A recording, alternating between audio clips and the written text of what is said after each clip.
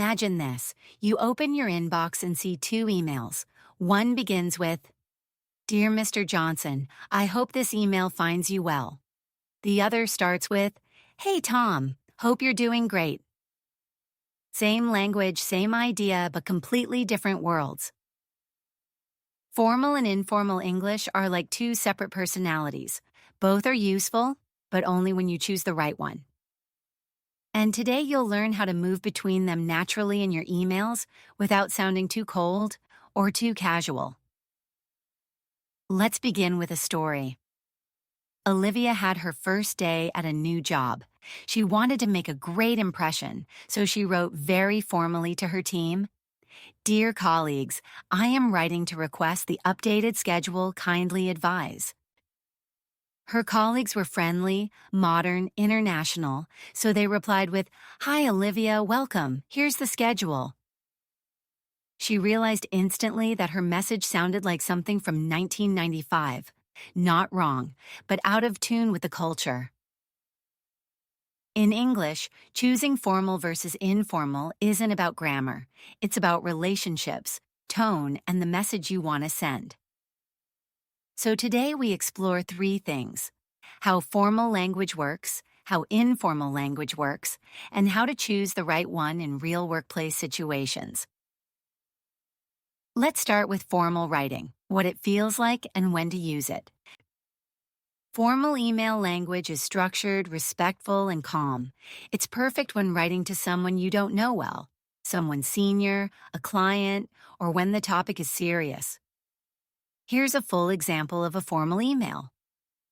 "Dear Ms. Roberts, I hope this email finds you well. I am writing to follow up on the proposal we discussed last week. When you have a moment, could you please confirm whether the updated version meets your expectations? I appreciate your time and look forward to your response. Kind regards, Andrew." It's polite, diplomatic, and respectful, but also a little distant. Here's another story. Daniel, a software engineer, once emailed a government vendor with, "Hey, can you send me the forms?" He didn't mean to be rude, he was just being his usual friendly self, but he received a very stiff reply. "Dear Daniel, kindly note that the forms are attached." His manager later told him, "With external partners, start formal. You can always relax later." Now let's shift to informal email language, the style we use with colleagues, teammates, and people we know well.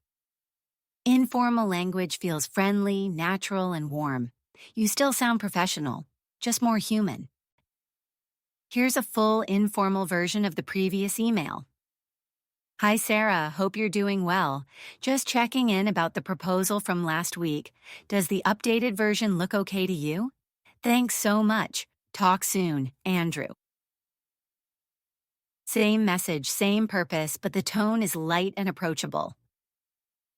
Here's another moment from real life.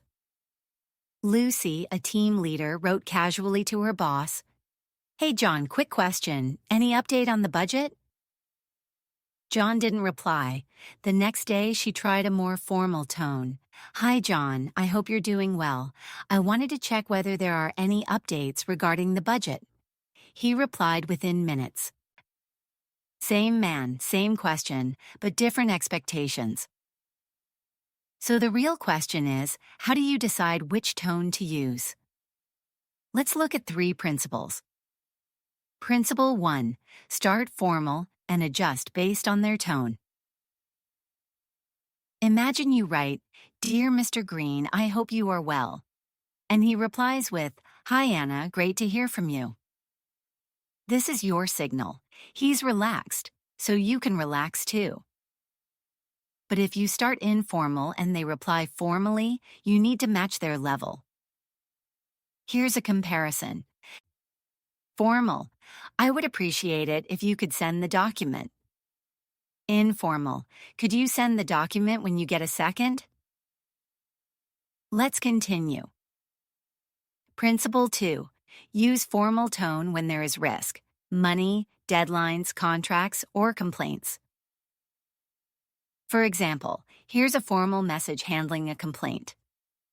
I appreciate you bringing this to my attention. I sincerely apologize for the inconvenience, and I will ensure the issue is resolved as quickly as possible.